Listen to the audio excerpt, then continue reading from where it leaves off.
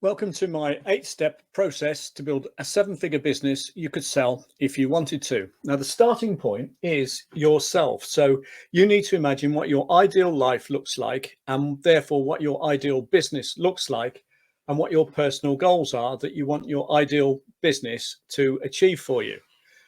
The next step is that none of that will happen unless you actually then take the decision to set time aside in your diary on a regular basis, maybe an hour a day, where you commit to working on your business rather than in your business.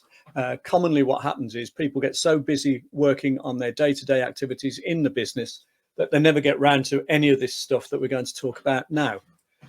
The next step then is you've got your personal goals and your ideal life, and you know what you want your ideal business to look like, your vision for your business. So therefore, you need to have strategy in place or strategies in place. You need plans and strategies to achieve that ideal business.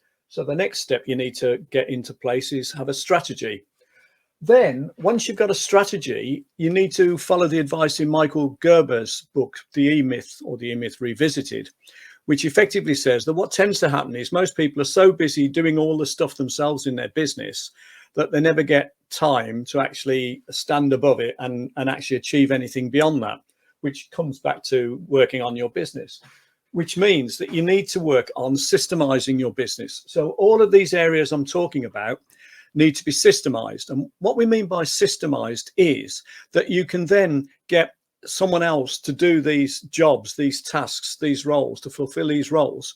They don't have to be experts or specialists because you've mapped out step by step what they need to do. You can have a systems manual. So whatever the job is, whatever the task, you can actually outline step by step what you would need to do, and then anyone can do it. So you don't need to have like super qualified, highly expert people in all the different roles, because you can show them what to do and then they can just be trusted to get on with it. So the more you can systemize, the better. And basically systemizing a business effectively makes it more or less worth twice what it was if it's not systemized. Well, in fact, it's worth more than that, really, because if it's not systemized, you can't even sell it, because anyone buying the business has to buy you as well, because otherwise the business won't work. You then need to understand your finance and your numbers. And again, this is astonishing what you can learn here. If you understand your numbers, you'll realize that making something like a 1% increase a week in a key number, there's 5 or 6, probably more, but 5 or 6 key numbers. If you make a 1% a week improvement in one of them, in turn, you'll find that basically over the course of 6 to 12 months, you'll generally be able to double your bottom line profit. So understanding your numbers is really, really important. Then you need to market your business in order to grow the business. And you need to understand what's meant by the term strategic marketing. Now, most people do what's called tactical marketing, which is they say, I've got a really good idea here. I'm going to do an advert. I'm going to do a flyer. I'm going to do a webinar or a presentation. And that's great. And they're all fantastic things. But unless there's a proper strategy mapped out underneath, whereby you define your target market, you define what your ideal customer or client needs, what their main pain point is, you then map out a way to actually reach those people with a message that highlights that they've got this pain and that you can solve it for them. You then have a system in place to follow them on what's called the buyer's journey. Most people don't have anything like that. They make a couple of contacts and then they give up. But you need to follow people on the buyer's journey, because 70% of suspects out there will eventually buy, but they won't buy straight away. Normally there's only about 1 to 3% ready to buy now. So unless you have a system in place to follow the other 69% along the buyer's journey, you never actually stay with them long enough to get them to buy from you. You need multiple touch points basically, but you need it mapped out in a system. And then you need a funnel, a sales funnel, so that when they become now buyers, you need to be able to convince them to buy from you.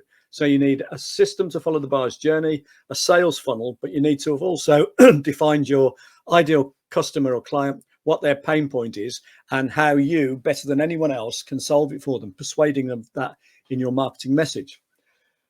You then obviously need to be really good at what you do, which is operations. Now, I've put this here, but I could have basically put it there, because most people start here. They're good at operations, but they never get around to the rest of this. And obviously, the more you can systemize your operations and make them more efficient, again, the better.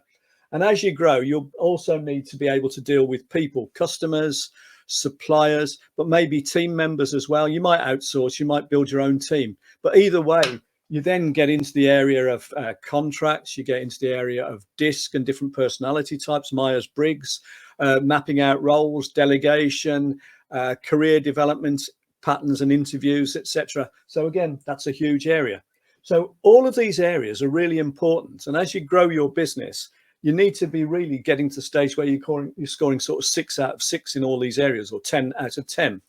I'll just give a quick mention to a colleague of mine in America, New York, called Frank Momolo, who talks about these 6 areas around the outside. And he calls that the fact that your business is like a 6-cylinder engine, and you need to get all these cylinders working properly for the for the business to run smoothly. I think that's a really good analogy. So there you have it. 8 steps to build a 7-figure business you could sell if you want to.